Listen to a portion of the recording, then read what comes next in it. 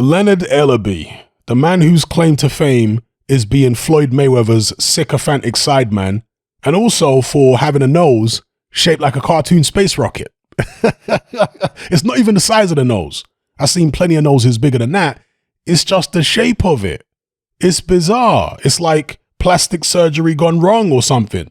I don't know what on earth happened there. Anyway, he's been embroiled in this public spat with Eddie Hearn, threatening to knock him out when he sees him and all this business. Hearn's been trying to put pressure on Mayweather Promotions and PBC to make a fight between Tank Davis and Devin Haney by criticizing Tank's pay-per-view figures and whatnot, claiming that he could do much better by fighting Haney. He's been frustrated by the fact that Tank's handlers are unwilling to make the fight happen despite its obvious commercial value. PBC have devolved into an incestuous organization that always try to keep it in the family as much as possible at the expense of making some great cross-promotional fights. And they're never honest about why they do this or the fact that they even do it at all. But they do it, and the reason why is because they don't want to risk assisting their competition, in this case, Eddie Hearn and DAZN. But rather than admit that, they'll typically come up with some very spurious explanation which would satisfy only the most pathological PBC fanboy. Eddie Hearn has been pointing out all this BS, and when a BS artist gets confronted,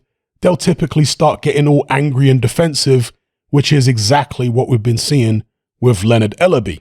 People like Leonard Ellerbe and organizations like PBC do boxing a disservice by blocking a lot of great matchups. Don't get me wrong, they're not the only ones doing it.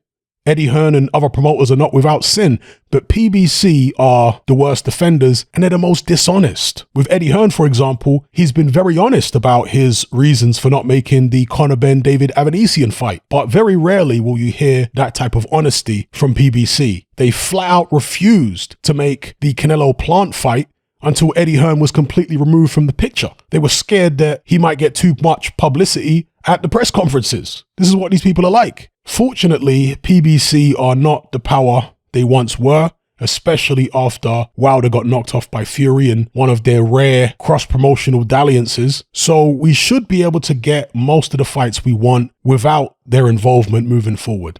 Anyway, let me know what you guys think about all this in the comments below.